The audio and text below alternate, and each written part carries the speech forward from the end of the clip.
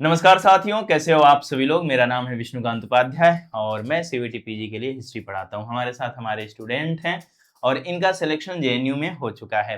ये हमारे पहले ऐसे स्टूडेंट होंगे इस सेशन के जो स्टूडियो से आकर के अपना इंटरव्यू दे रहे हैं और जल्द ही बाकी सारे बच्चों से हम मिलेंगे भी और लगातार बाकी बच्चों का इंटरव्यू जा रहा है आप लोगों के बीच, जो भी बच्चे सीवीटी पीजी एमए हिस्ट्री का एग्जाम देना चाहते हैं।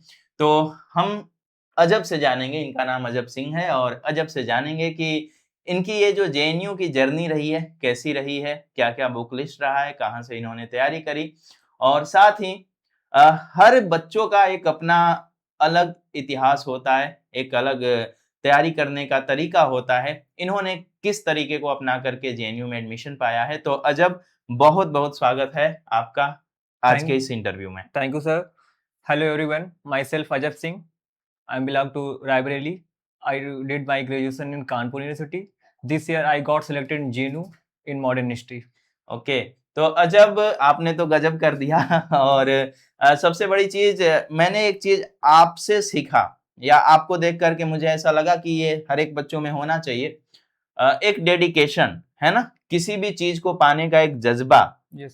तो जैसे अजब के बारे में मैं बता दूं कि अजब बीएचयू से मास्टर्स कर रहे थे, इनका पिछले साल बीएचयू में एडमिशन हुआ था, लेकिन एक जज्बा था, एक जोश था कि मुझे वहां जाना है और ये फाइनली जेएनयू चले गए हैं। तो आप वहां से डीवी करा करके लौटे हैं। अजब, आपको कैसा लग रहा है जेएनयू कैंपस में जा करके और वहां पर एडमिशन पा करके? आप और आपके घर वाले कितने खुश हैं? सर 2025 में मेरा एडमिशन बीएचयू पे हुआ हाँ, और बीएचयू से एक साल कंप्लीट करने के बाद हाँ, मुझे लगा कि शायद जेएनयू थोड़ा थोड़ा सा कि जेएनयू जाना है अच्छा, और एक साल पूरा प्रिपरेशन हुआ और फिर मैंने सोचा कि हाँ एक बार दे ही देते हैं एग्जाम की हम्म, क्या हो जाएगा और हम्म, फिर मैंने प्रिपरेशन किया हम्म, और फाइनली इस बार मैं जेएनयू जा रहा हूँ और हम्म, जेएनयू जाने के बाद मुझे लगा कि शायद जेएनयू है जो इस वजह से जेएनयू को जाना जाता है हाँ, कि काफ़ी सारे बच्चों का जो ड्रीम प्लेस होता है, हाँ, मोस्टली बच्चों का होता है हाँ, और वहाँ का जो एटमॉस्फेयर है, वहाँ का जो कल्चर है, जो हम्म, वहाँ के प्रोफ़ेसर्स हैं, हम्म, वो एक ऐसे प्रोफ़ेसर्स हैं जो मोटिवेट करते हैं आपको हम्म, आगे बढ़ने के लिए हम्म, और मैंने अभी मेरा डीवी हो ही गया है, हम्म, तो मैंने इस उस इतने ही कम समय में ये जान लिया है कि जेएनयू एक अच्छी प्लेस है और मैं सोचता हूँ कि हर स्टूडेंट जो प्रिपरेशन करना चाहता है, वो हम्म। अपने ड्रीम प्लेस में जेएनयू ज़रूर रखे। ओके, ठीक है। अजब, अब थोड़ी-सी आपके प्रिपरेशन जर्नी पे चलते हैं। तो आपने इसकी तैयारी कब शुरू करी थी सीयूईटी पीजी की? और कौन-कौन से बुक लिस्ट फॉलो करे थे आपने? कौन-कौन से सोर्सेज़ को देखा था? बेसिकली जब आपने पहली बार सीयूईटी पीजी का एग्ज़ाम दिया और उसी टाइम आपकी न्यू तैयार हो गई, तो न्यू तैयार करने में आपने किस-किस मटेरियल को यूज़ किया था और आपका ग्रेजुएशन में बैकग्राउंड क्या रहा है? ये ज़रूर से बताइएगा ये बच्चों को। सर सबसे पहले कि सबसे ज़्यादा जो कन्फ्यूजन होती है हाँ, स्टूडेंट की कि मैं साइंस बैकग्राउंड का स्टूडेंट हूँ, अच्छा। क्या मैं एलिजिबल हूँ एमए हिस्ट्री के लिए? और ये डर मुझे भी था और ये हाँ। डर लास्ट तक भी होता है क्योंकि पता नहीं होता ना हुँ, हुँ। स्टार्टिंग में आपके पास वो चीज़ें होती नहीं है कि हुँ, एलिजिबल है या नहीं है और वो शंका बनी रहती है। आप कोई भी कितना भी प्रिपरेशन कर ले, अगर आपको ये डर रहता है तो आपकी प्रिपरेशन सही से नहीं हो पाती है। हाँ। बट मैंने जब 2025 में नवंबर में शायद हिस्टोरिका का बैच लिया, फिर मैंने मेरे सर से बात हुई और मैंने 2025 में मैं प्रहार बैच का स्टूडेंट था हाँ, और मैंने सारी प्रिपरेशन हिस्टोरिका के माध्यम से ही की है क्योंकि जो हाँ। मेरी न्यू है वो तैयार सर की ही गाइडेंस से हुई है और सारा कुछ जो एंशिएंट मैंने पढ़ा है, एंशिएंट की जितनी भी बुक पढ़ी हैं, मिडिवल भी, मॉडर्न भी सर की गाइडेंस से रहा और मैंने अच्छी मेहनत की थी हुँ, 2025 पे। हुँ, पर मेरा कुछ कारणों की वजह से, कुछ मार्क्स 2-3 हुँ, मार्क्स की वजह हुँ, से हुँ, मेरा हुँ, जेएनयू नहीं हो पाया। हुँ, फिर फाइनली मैंने एडमिशन लिया बीएचयू में हुँ। और बीएचयू में एडमिशन करते-करते मुझे लगा कि शायद 2026 में मैं जेएनयू का एग्ज़ाम दे दूँ। हाँ, देख लेते हैं क्या हाँ, हो ही जाएगा बिल्कुल। और फिर फाइनली अच्छा रहा सब कुछ और हुँ, मैं अब जेएनयू। चलिए बहुत अच्छा। ठीक है, ये तो आपने द हिस्टोरिका के बेस पर ही सारी चीज़ें यस सर। निर्धारित कर दी, लेकिन आपने इसके अलावा कोई बुक्स वगैरह भी पढ़ा सर था इसके और लिए अगर देखिए पहली तो मैं उन लोगों के बता रहा हूँ जो साइंस स्ट्रीम से हाँ, बैकग्राउंड से बच्चे आते हैं। हाँ, मैं उनको सीधा उपेंद्र सिंह सजेस्ट कर दूँ ये उनके लिए प्रॉब्लम होगी क्योंकि बिल्कुल। मैं उपेंद्र सिंह जेएनयू वो बीएचयू में आने के बाद पढ़ा हुँ, हूँ। हुँ, मैंने उपेंद्र सिंह उससे पहले नहीं पढ़ी है। हाँ, साइंस बैकग्राउंड के बच्चों के लिए सबसे पहले आप सौरभ चौबे पढ़ सकते हैं। हाँ, एंशिएंट के लिए, हाँ, मिडिवल के लिए आप सतीश चंद्रा पढ़ सकते हैं। सतीश हाँ, चंद्रा के 2 वॉल्यूम्स आते हैं मॉडर्न को सॉरी मिडिवल में मुगल काल के अलग और हुँ, दिल्ली सल्तनत के अलग, हुँ, ये हुँ, पढ़ सकते हैं।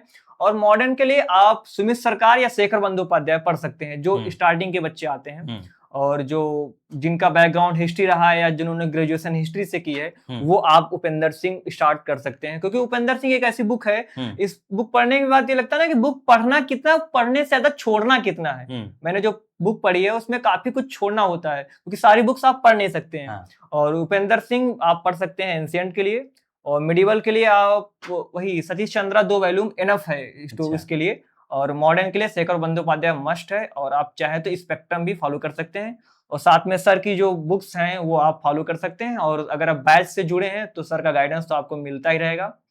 और जब अभी जो आपने हमारे बुक्स के बारे में बात की, आपके टाइम हमने इसको ई बुक के फॉर्मेट में दिया था, ये बुक के तौर पे नहीं आई थी। और मैं आप लोगों को बता दूं कि अजब से पहले से ही हम उस बुक पे काम कर रहे थे, लेकिन इस बार जो भी बच्चे होंगे जो CVT PG 27 का एग्जाम देंगे, उन सभी बच्चों के बीच अब ये हमारी किताब फाइनली आ चुकी है। तो मैं चाहूंगा आज अब एक बार आप भी इसको दिखा दें, और ये किताब मैं आपको भी दूंगा। इसका नया एडिशन आने वाला है, तो जल्दी ये किताब आपको भी मिलेगी। तो ये बुक है, आपको CVT PG की तैयारी में बहुत हेल्प करेगी। हमने CVT PG और UGC नेट के लिए इसको बनाया है, सभी बुकों का यूं कहें तो मिश्रण है, आपको सारी चीजें इसमें मिल जाएंगी।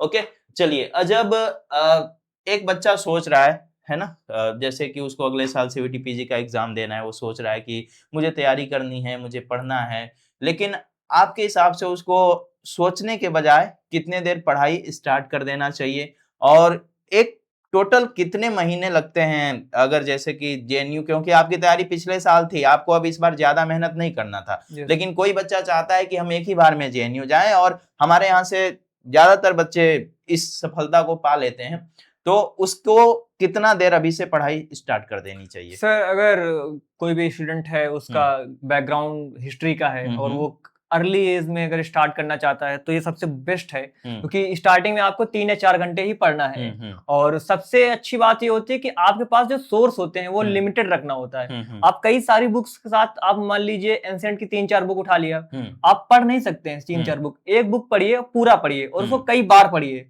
तो आपका जो सोर्स है वो काफी कम होना चाहिए और काफी ऑथेंटिक और रिलायबल सोर्स होना चाहिए। और इसके बाद साथ ये है कि जिन बच्चों का हिस्ट्री से मास्टर्स नहीं है या जो साइंस बैकग्राउंड के, उनको तो बहुत ही जल्द, कम समय में तो बहुत प्रॉब्लम हो जाएगी। अगर वो तैयारी काफी पहले से स्टार्ट कर लें धीरे धीरे, तो वो उनके लिए अच्छा हो जाएगा। और धीरे धीरे करके आप अपना स्टडी हावर्स बढ़ाते जाते हैं, और जैसे जैसे आप धीरे धीरे पढ़ते जाते हैं, आपके अंदर आप देखते हैं कि थोड़ा सा निखार आता है, और वहां पे आप फिर सर की जो टेस्ट सीरीज आती हैं, आप उनको लगाने के बाद धीरे धीरे आपको लगता है कि हाँ, हम वो है। और सही से अगर आप अपने टाइमिंग्स बिठा ले जाते हैं, यानी एग्जाम के समय आपका सब कुछ अच्छा रहा, तो फाइनली आप JNU जैसे प्रतिष्ठित इंसान और BHU जैसे, ठीक है। तो अजब के पास 2 टॉप सेंट्रल यूनिवर्सिटीज का अनुभव है, BHU का भी है, JNU भी जा रहे हैं, और मुझे लगता है PhD के लिए देश के बाहर किसी संस्थान में जाएंगे, है ना?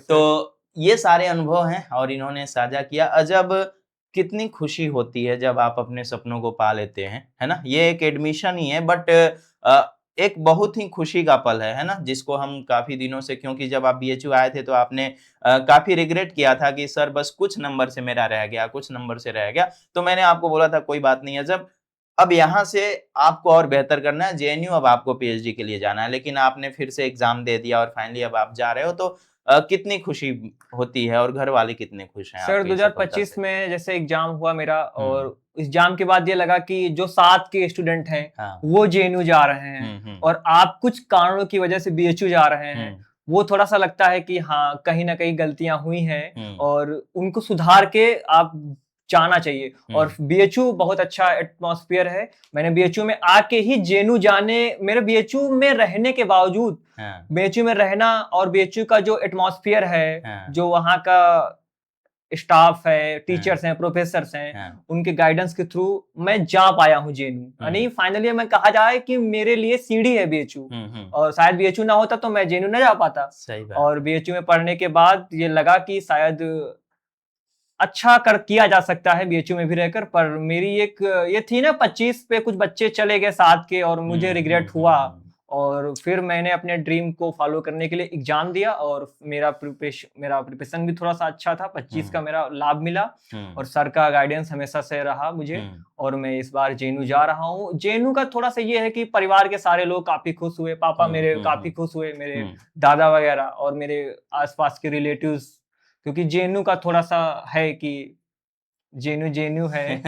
सही बात है। और हिस्टोरिका का एक इतिहास रहा है ना, Yes, हिस्ट्री sir. में सबसे अधिक बच्चे हर बार सिलेक्ट होते हैं।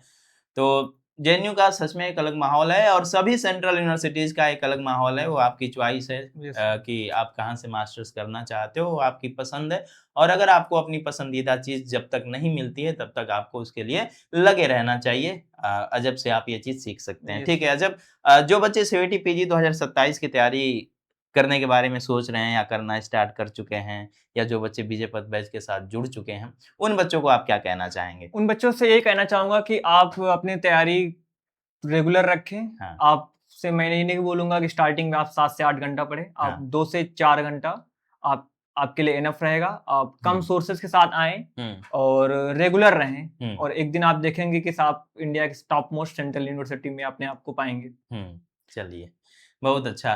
तो और कुछ कहना चाहेंगे आप? सर, क्योंकि इतने सारे इंटरव्यूज जा रहे हैं बच्चों को और आप पहले स्टूडेंट हैं जो स्टूडियो से आकर के इंटरव्यू दे रहे हैं, तो कुछ स्पेशल कहिए आप। सर मुझे थोड़ा शायरी का शौक है। हाँ, तो बिल्कुल। मुझे 2-3 लाइन याद आ गई कि जेएनयू के लिए मैं डेडिकेट करूंगा कि मैंने एक उम्र खर्च की है तुम पे, वाह! तुम मेरा कीमती एहसास हो। अरे वाह! एक तो खौफ भी हो दुनिया का, हाँ। दूसरा मोहब्बत बेइंतहा सा हो। अरे वाह! बहुत सुंदर। आगे? और यही है लाइन। अच्छा और यही है, ओके। तो देखो भाई, जैसे अजब ने कहा कि अगर किसी चीज़ को हम चाहेंगे, जी भर के चाहेंगे, तो आज नहीं तो कल हम उसको पा ही लेंगे, और ये चीज़ जेएनयू के मामले में अजब पे लागू होती है। और फाइनली 1 साल बीएचयू में रहने के बाद अब ये जेएनयू जा रहे हैं। जेएनयू में अपना 2 साल की जर्नी तय करने वाले हैं, और देखो बच्चों के चॉइस के ऊपर है।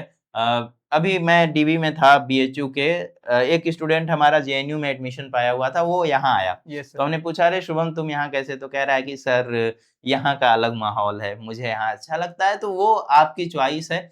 बाकी जेएनयू जेएनयू है, बीएचयू बीएचयू है, डीयू डीयू है, हैदराबाद यूनिवर्सिटी है। सभी यूनिवर्सिटी का एक अपना अलग माहौल है, एक अपना अलग एकेडमिक माहौल है। तो आपको जहाँ भी जाना चाहते हो जाओ। और द हिस्टोरिका का बीजे पथ बैच आ चुका है 2027 के लिए। देर किए बगैर जुड़ो हमारे साथ। अजब प्रहार बैच के स्टूडेंट रहे हैं, और ये मौका अब आपको भी मिले कि आप आएँ यहाँ इंटरव्यू दें और कहें कि हम द हिस्टोरिका के बीजे पथ बैच के स्टूडेंट रहे हैं। तो ये इंटरव्यू कैसा लगा आप लोग कमेंट बॉक्स में कमेंट करिएगा। अजब से आपने क्या-क्या सीखा ये ज़रूर से बताइएगा, और साथ ही नेक्स्ट ईयर अगर आप जेएनयू जाएँगे तो वहाँ पे अजब आपको हेल्प यस करते हुए मिलेंगे, क्योंकि हमारे जो बच्चे होते हैं, मैं हमेशा इनको आपके एज़ ए गाइडेंस के तौर पे, एज़ ए मेंटर के तौर पे मैं हमेशा इनको बुलाते रहता हूँ, ये आपको गाइड भी करते रहते हैं। तो इन्हीं सारी चीज़ों के साथ आज के इस सेशन को हम समाप्त करते हैं। बाकी ख्याल रखिए आप सभी लोग। बहुत-बहुत धन्यवाद। मिलते हैं किसी ऐसे ही अगले सेशन में।